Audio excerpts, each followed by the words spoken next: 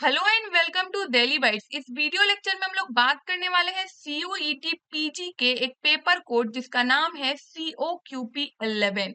आप सोच रहे होंगे इस पेपर कोड को क्यों डिस्कस किया जा रहा है, किस कोर्स के लिए ये एप्लीकेबल है। तो देखिए, COQP 11 इकलौता एक कोर्स है जो कि कई सारे कोर्सेज के लिए आपको एडमिशन लेने के लिए एलिजिबल करता है यदि आप इस पेपर कोड को देते हैं। तो इन सभी डिटेल्स को जानने के लिए आप इस वीडियो को कंप्लीट तौर पे देखिए, सो दैट आपको क्लियर रहे कि ये पेपर कोड किस कोर्स के लिए है। स्टार्ट करते हैं हम लोग इसी चीज से कि आखिर ये पेपर कोड को आप एग्जाम देते हैं, एग्जाम देने के दौरान इस पेपर कोड को चूज करते हैं तो आप किस किस कोर्स के लिए एलिजिबल हो जाएंगे। LLB का कोर्स हो या फिर bachelor of library and information science BLIS का कोर्स हो, या कई सारे कोर्सेज है जिनका मैं नाम ले रही हूँ। Defence and strategic study, Jammu and Kashmir studies, Hindu studies, women studies, anthropology, digital society, finance and taxation, physical education, textile design, hospitality and tourism management, gender studies. In fact यहाँ पे ETC लिखा हुआ है, यानी कि इन सभी कोर्सेज के अलावा भी और भी कई सारे ऐसे कोर्स हैं जिसके लिए ये जो पेपर कोड है आपको एलिजिबल करता है। इनफैक्ट यदि मैं ये कहूँ कि CUET के पेपर कोड में, अगर PG के कंटेक्स्ट में मैं बात करूं कि सबसे ज्यादा एग्जाम देने वाले पेपर कोड्स में से एक पेपर कोड है COQP 11। कई सारे स्टूडेंट्स इस पेपर कोड को देते हैं क्योंकि ये पैरेलली कई सारे कोर्स के लिए आपको एलिजिबल करता है, अच्छे अच्छे यूनिवर्सिटीज के लिए। अब ये एग्जाम कौन कंडक्ट करवाता है?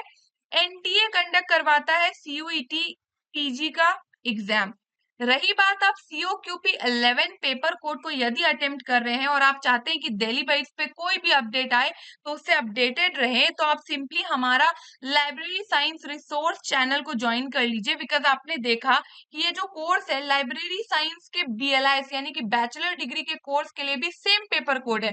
तो इससे रिलेटेड कोई भी अपडेट होगा तो यहाँ पे जरूर अपडेट किया जाएगा। बाकी डिस्क्रिप्शन बॉक्स में डेली बाइट्स का ऑफिशियल टेलीग्राम चैनल और व्हाट्सएप चैनल का भी लिंक अटैच होगा, सो दैट आप वहां चाहें तो वहां भी ज्वाइन कर सकते हैं। सेम अपडेट्स हो या फिर कोई भी डिटेल हो COQP 11 पेपर कोड से रिलेटेड तो यहीं पे आपको प्रोवाइड किया जाएगा। तो चलिए आगे हम लोग देखते हैं। अब NTA यदि एग्जाम कंडक्ट कर रहा है तो NTA का और क्या क्या रोल रहने वाला है COQP 11 पेपर कोड के लिए। तो ये एक ऐसा बॉडी है जो कि आपका रजिस्ट्रेशन भी करवाएगा। फॉर एग्जाम्पल, यदि आप चाहते हो इन सभी कोर्सेज के लिए जिसका भी मैंने स्टार्टिंग में डिस्कस किया नाम, उनमें से किसी में भी एडमिशन चाहते हो तो आपको NTA के थ्रू कंडक्ट एग्जाम से ही एंट्रेंस देना पड़ेगा इस पेपर कोड का, जिसके लिए आपको रजिस्ट्रेशन करना पड़ेगा NTA की वेबसाइट पे। NTA जो है एग्जाम भी कंडक्ट करेगा, इनफैक्ट आंसर की भी प्रोवाइड करेगा। आप यदि चैलेंज करना चाहते हो तो आपके चैलेंज भी एक्सेप्ट करेगा। फॉर एग्जाम्पल, कभी ऐसा होता है ना कि कुछ क्वेश्चन के आंसर आपको लगता है कि गलत है ना, लेकिन जो NTA है वो मान लेता है कि वो करेक्ट है, तो उस कंडीशन में आप चैलेंज भी कर सकते हो। अब जब चैलेंज हो जाता है तो एक बार दोबारा से आंसर किया आता है जो कि फाइनल होता है। इनफैक्ट जो रिजल्ट है वो भी NTA ही डिक्लेयर करेगा, आपका स्कोर कार्ड भी NTA ही डिक्लेयर करेगा। इतना काम हो जाने के बाद अब आप जिस यूनिवर्सिटी ऑर्गेनाइजेशन में जिस भी सब्जेक्ट से आप कोर्स करना चाहते हैं तो उसके लिए आपको उस पर्टिकुलर यूनिवर्सिटी की वेबसाइट में जाना पड़ेगा। ठीक है। जो मोड ऑफ एग्जाम है, ये जो होना है COQP 11 पेपर का, वो कंप्यूटर बेस्ड है, यानी कि ऑनलाइन एग्जाम कंडक्ट होगा। CBT मोड में आपको एक सेंटर अलॉट किया जाएगा, वहां पर जाकर आपको एग्जाम देना है। ये ना सोचे कि घर बैठे ही एग्जाम देना है। अब ये जो मीडियम है, कई लोगों का क्वेश्चन होता है कि कौन से मीडियम में, क्या सिर्फ इंग्लिश में क्वेश्चन आएगा, क्या सिर्फ हिंदी में क्वेश्चन आएगा। तो देखिए, हिंदी और इंग्लिश दोनों में क्वेश्चन रहेगा, लेकिन एक बात क्लियर रखिएगा अपने माइंड में, अगर आप लैंग्वेज का जो 15-16 क्वेश्चन आना है, यदि आप वो वाला पेपर कहेंगे कि इंग्लिश हिंदी दोनों में रहे तो वो तो पॉसिबल नहीं है ना। अगर आप इंग्लिश लैंग्वेज चूज करोगे तो सिर्फ इंग्लिश का क्वेश्चन दिखेगा, और हिंदी लैंग्वेज चूज करोगे तो सिर्फ हिंदी का क्वेश्चन पेपर आपको दिखेगा, जो 16 क्वेश्चन या 15 क्वेश्चन के अप्रोक्स में रहते हैं। ये होना तो 15 चाहिए लेकिन कभी कभी 16 दिख जाते हैं। तो आप 15 ही मान के चलिए, तो वो आपको सिर्फ एक लैंग्वेज में दिखेगा। इसके अलावा जितने क्वेश्चन होंगे वो दोनों ही लैंग्वेज में होंगे, हिंदी और इंग्लिश दोनों ही, ठीक है। एग्जाम 105 मिनट्स का कंडक्ट होगा, यानी कि 1 घंटे 45 मिनट तक एग्जाम चलेगा। अब बात करते हैं कि जो स्ट्रक्चर है, आखिर क्या पेपर पैटर्न है, क्या क्वेश्चन पेपर का पैटर्न रहने वाला है जिसके लिए आपको 1 घंटे 45 मिनट दिया जा रहा है। तो देखिए, आप अपना जनरल पेपर चूज करोगे, यानी कि जिस पेपर का आपको एग्जाम देना है, ठीक है। अगेन वही बात जो मैं कह रही थी, अगर आप चूज करोगे इंग्लिश तो वो इंग्लिश में ही रहेगा, हिंदी चूज करोगे तो हिंदी में ही रहेगा। लैंग्वेज के कंटेक्स्ट में बात हो रही है यहाँ पे, कॉम्प्रिहेंशन के कंटेक्स्ट में, ठीक है। उसके अलावा पूरा का पूरा पेपर दोनों ही लैंग्वेज में होगा। अगेन सेम बात, 105 मिनट्स का एग्जाम कंडक्ट होगा। अब इस 1 घंटे 45 मिनट में आपको सिर्फ और सिर्फ 75 क्वेश्चन सॉल्व करने हैं। हर करेक्ट क्वेश्चन पे आपको 4 नंबर मिलेगा, हर इनकरेक्ट क्वेश्चन पे, यानी कि अगर आपका एक भी क्वेश्चन गलत होता है तो उस पे 1 मार्क्स कट भी हो जाएंगे।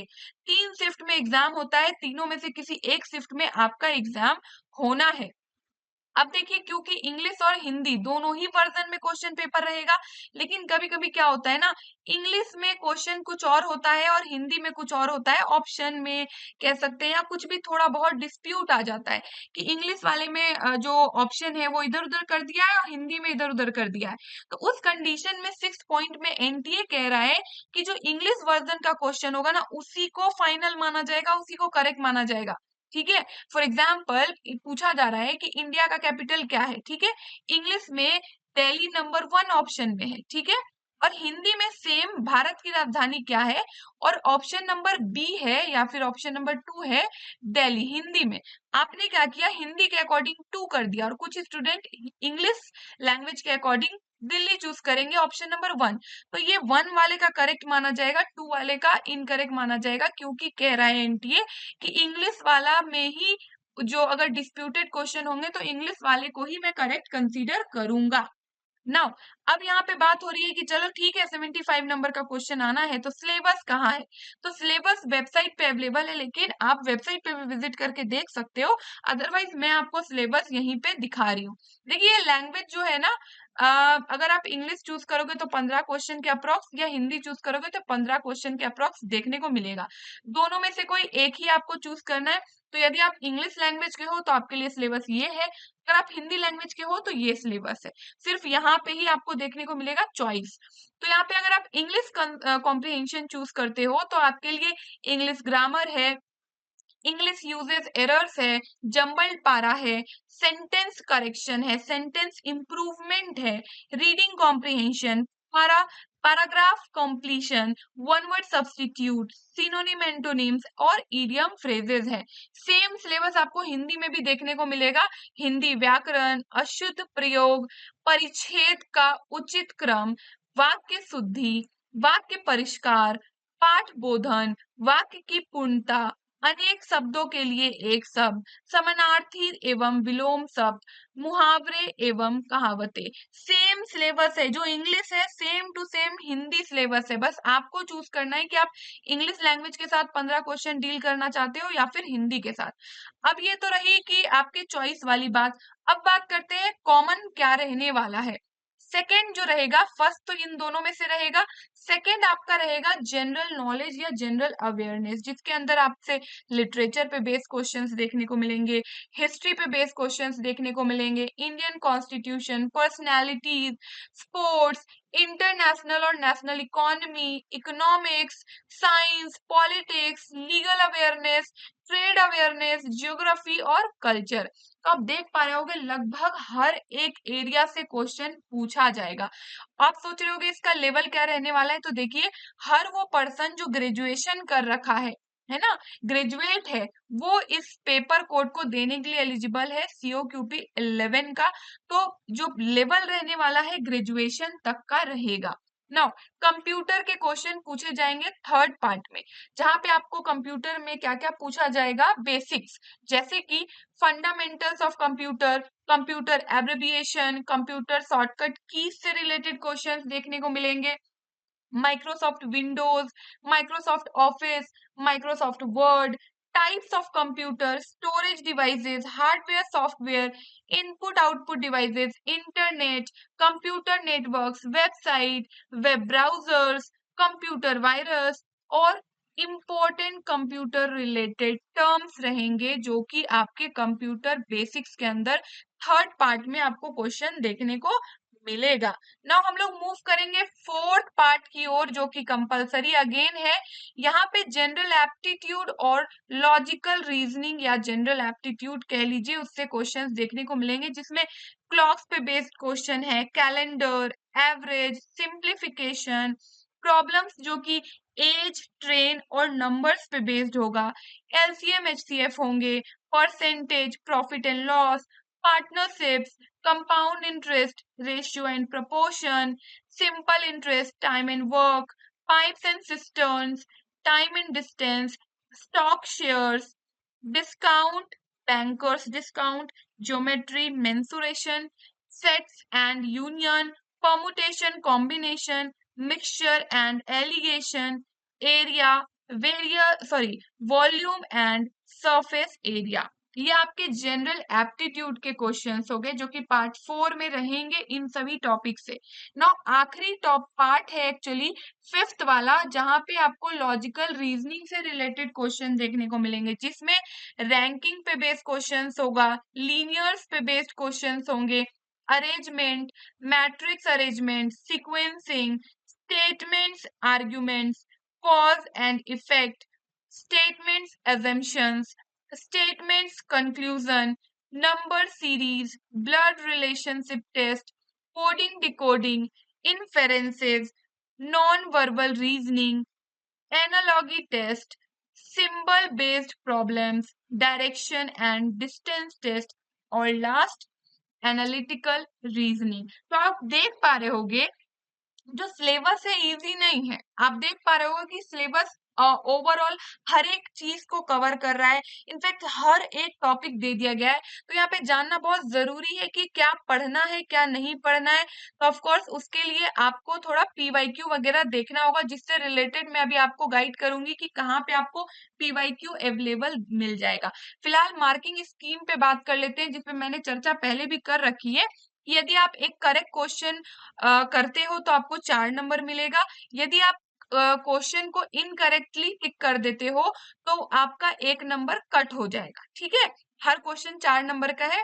इनफैक्ट यदि आप कोई क्वेश्चन को छोड़ देते हो, उसको अटेम्प्ट नहीं करते हो, तो सिंपल सी बात है उसके लिए आपको मार्क्स नहीं दिया जाएगा। ठीक है, एक पांचवा पॉइंट है जहां पे कह रहा है कि कभी कभी ऐसा होता है ना कि कुछ क्वेश्चंस को इनकरेक्ट ऑर्गेनाइजेशन जो टेस्ट ले रही है वही इनकरेक्ट आंसर की में दे देती है और फ्यूचर में ऐसा होता है कि कोई डिस्प्यूट पाया जाता है तो वैसे कंडीशन में ऐसा हो सकता है कि सबको उसका मार्क्स दे दे या फिर उस क्वेश्चन को ही ड्रॉप कर दे। ठीक है, नाउ नेक्स्ट यहाँ पे हम लोग मूव करेंगे सिक्स पॉइंट में।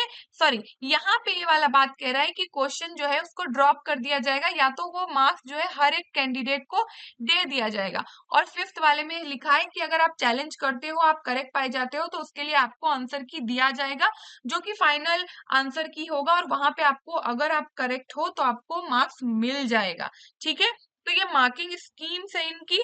नाउ अब जो कि मैं कह रही हूँ कि इतना बड़ा सिलेबस है तो ये बहुत जरूरी है कि आप रिव्यू करो कि आखिर कैसे क्वेश्चंस आते हैं, किन टॉपिक्स को आप छोड़ सकते हो और किन टॉपिक्स पे आपको फोकस होके पढ़ाई करना है। उसके लिए आपको पीवाईक्यूज देखना बहुत जरूरी है। अब ये पीवाईक्यूज आपको इजीली कहाँ अवेलेबल हो जाएंगे? सिंपली आपको इधर उधर कहीं जाने की जरूरत नहीं है।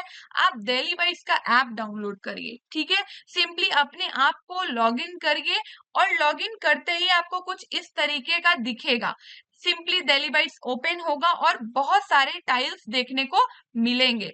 इस टाइल में क्योंकि ये जो कोड है COQP11 ये यूजी पीजी का सॉरी ये पीजी के अंदर आता है। तो आप सिंपली यहाँ पे देख पा रहे होगे CUET UG PG एंट्रेंस को लेकर एक कॉलम बना हुआ है। नहीं देख पा रहे होगे तो यहाँ पे मैंने जूम कर दिया है CUET UG PG entrance.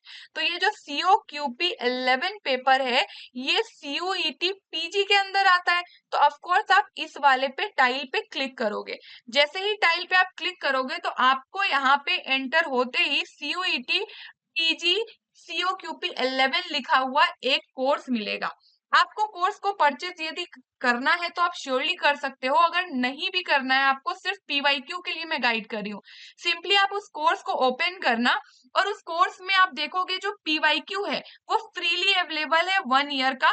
Future में मैं कोशिश करूंगी कि इसमें 3-4 साल का और ऐड कर दूं सो दैट आप और बेहतर तरीके से इवेल्युएट कर सको। बाकी वो फ्रीली अवेलेबल है पीवाईक्यू, लेकिन आप चाहो तो इस कोर्स को भी परचेस कर सकते हो अगर आप गाइडेड वे में प्रिपरेशन करना चाहते हैं। कंप्लीट सिलेबस की कवरेज इसमें आपको देखने को मिलेगी। पीवाईक्यू तो आपको फ्रीली अवेलेबल हो ही जाएगा, उसके अलावा 10 मॉक्स देखने को मिलेंगे, रिकॉर्डेड लेक्चर सीरीज देखने को मिलेगी जो कि इंपॉर्टेंट टॉपिक्स को लेकर रहेगी। यहीं पे मैं क्लियर कर दूं कि इंपॉर्टेंट टॉपिक्स को लेकर रहेगा लेक्चर्स, ये नहीं कि हर टॉपिक को आप ढूंढने लगो। जो इंपॉर्टेंट है, जो जो देखना आपके लिए बहुत जरूरी है, उन टॉपिक्स के लेक्चर आपको बखूबी मिल जाएंगे। संपूर्ण नोट्स देखने को मिलेगा इंपॉर्टेंट टॉपिक्स का। अगेन आपको नोट्स के लिए भी इधर उधर जाने की जरूरत नहीं है, इसी कोर्स में आपको देखने को मिल जाएगा। ये जो स्टडी मटेरियल है वो कंप्लीट तौर पे दिल्ली बाइट्स के ऐप में अवेलेबल है और कंप्लीटली फैकल्टीज जो क्वालिफाइड है उनके द्वारा डिजाइन किया गया है, उनके द्वारा जो कंटेंट है उसमें डाला गया है। तो फ्रीली आप इस चीज को बिना किसी टेंशन के चाहे तो इस कोर्स को परचेस कर सकते हैं। ये कोर्स आपको 1999 में ऐप में अवेलेबल हो जाएगा, सेम उसी जगह पे। बाकी आप नहीं भी परचेस करना चाहते तो फ्रीली एटलीस्ट पीवाईक्यू को एक्सेस करने के लिए जरूर विजिट करें। होपफुली आपके सारे डाउट्स क्लियर हो गए होंगे COQP 11 पेपर कोड को लेकर, जो कि CUET पीजी के लिए है। यदि अभी भी आपके कोई डाउट रह गए इस पेपर कोड से रिलेटेड तो आप सिंपली मुझसे इंस्टाग्राम पे जुड़ सकते हैं, मेरी आईडी की लिंक डिस्क्रिप्शन बॉक्स में दी होगी, या फिर आप सिंपली इंस्टाग्राम पे भी सर्च कर सकते हैं delhibytes_nupur और मुझसे जुड़कर आपके जो भी डाउट है इस पेपर कोड से रिलेटेड आप सिंपली सॉल्व कर सकते हैं मेरे साथ। बने रहे हमारे साथ इन सभी सोशल मीडियाज के साथ। इन सभी सोशल मीडियाज के लिंक आपको डिस्क्रिप्शन बॉक्स में दिए होंगे। इनफैक्ट जितने अपडेट्स हैं उन्हीं सोशल मीडियाज पे आपको देखने को मिलेंगे। Thank you.